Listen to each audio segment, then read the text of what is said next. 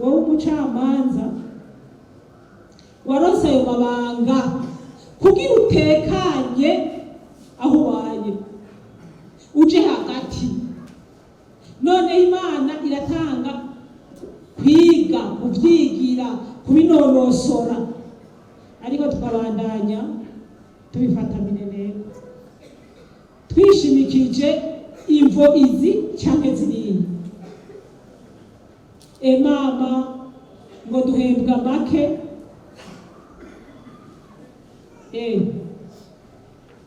nyakubahwa Ramatari yavuze ati mu gisata c'ubutungane n'ibikoresho ni bike cyane, kandi nivyo niko bimeze, kandi n'akamaro mazi, kandi n'imishahara si kirenga. Ariko tubanze nk'abacamanza twiyumvire, mbega imishahara turatwo n'igihugu cacu kidateye imbere cyane, uburyo si bwinshi cyane. Mbega ko hariho abafata ingingo muri ubwo buryo bukeya bakavuga bati tuze turasabikanya tuduze ubuzima bw'aba n'ubwa bariya, kandi abacamanza barazi ko bafise amabanga akomeye. None mu gihe ibintu bikimeze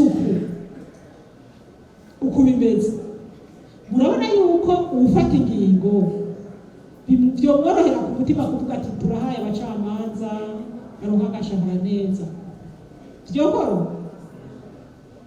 vyokoroha abacamanza ibintu bimeze uku mu gihugu bimeze uku abantu bari. Kandi ndababwire, nihaba gukenyera hakaba guhinduka, akaboneka igihindutse, n'umuvyeyi acanezerwa. Norenga ngaha turi mu muryango, abafata ingingo ni nk'abavyeyi, bari bafise uburyo bubiri tubishanye. None bazotangura gukongera ariko harakorwa bibi, canke tubanze duhindure hakorwe vyiza, bavuge bati ni vyiza, hariho akarusho, ahubwo twonabaha ikintu botera imbere, boteza imbere igisata cane hagati y'ibikorwa n'impembo. Hatangura iki? Hatangura ibikorwa. Hari abantu benshi kweri bitwaza ivyo bintu, abacamanza bitwaza ivyo bintu. Jewe ubucamanza ndabukoreye mu myaka irenga 20, ndagiye ndumva abacamanza bajya ibiturire bitwaje ngo umushahara ni muto, ugasanga baba ariko baragira amadini n'ababuranyi ngo baronke vya bihumbi 30 abaha, vya bihumbi 50, ibihumbi 10 navyo nyene hariho amabirya ubukokeye ubusa. Ryabanga Imana yaguhaye ukaba urisize akabi. Bandi ndababwire bacamanza, mwumva ikibi igiturire ni kibi, kikongera kikaba kibi cyane. Ico nabonye mu buzima bw'umucamanza, wirinze igiturire ugakora, Imana yo mwijuru yashyizeho umucamanza ntiburangene ibigenza. Kuri wowe uvuze uti ngira imanza nkoreshe kibanga, ntiburangene ibigenza.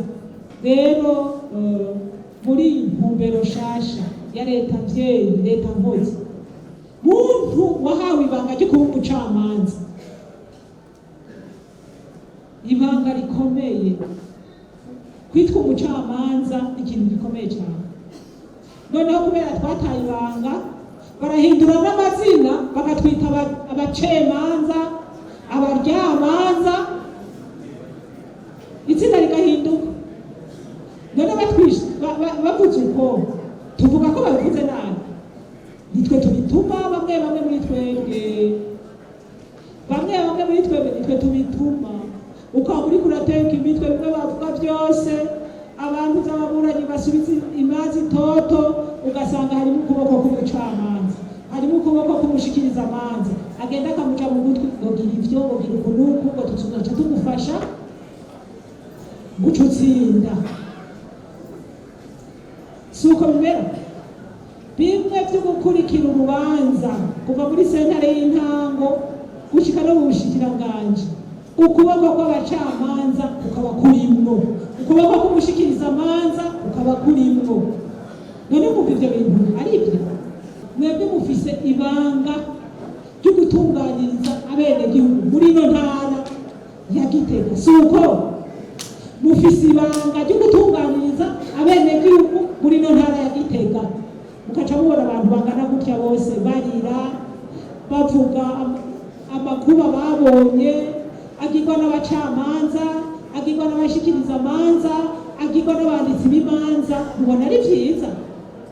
Biraryoshe, biratanga iteka. Ntagateka karimwo umuntu yitwa umucamanza, waba urya ibiturire, waba utabirya, mwese ntaco umuntu aba yambaye.